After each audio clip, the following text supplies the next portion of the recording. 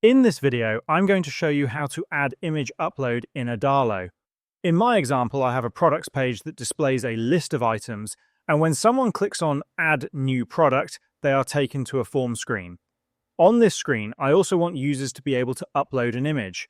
Whatever your layout looks like, simply go to the screen where the upload feature should appear. Once the screen is ready, including your text fields and labels, click the plus icon on the left and type Image in the search bar. Under Components, you'll see Image Picker. Drag and drop it onto your form where the image upload option should appear. Adding the image picker visually isn't enough. You must also tell Adalo where to store the uploaded file. For that, you need a button with a Create or Update action. I already have a Create button. Select your button, scroll down on the left, and open its actions. Inside the Create action, you'll see your fields such as name and description, and you'll also find your image field. Hover over the image field, choose Other Components, select Image Picker, and click Done.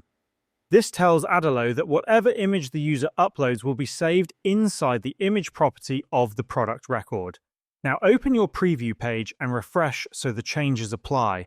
Click the plus icon to open the form, enter the name and description, and then click inside the image box. You'll now see the option to upload a file from your device. Select an image, wait for it to load, and then click Create. As soon as the product is created, you'll see that the image is displayed correctly and is also saved inside the product's database. And this is how you can add image upload in Adalo.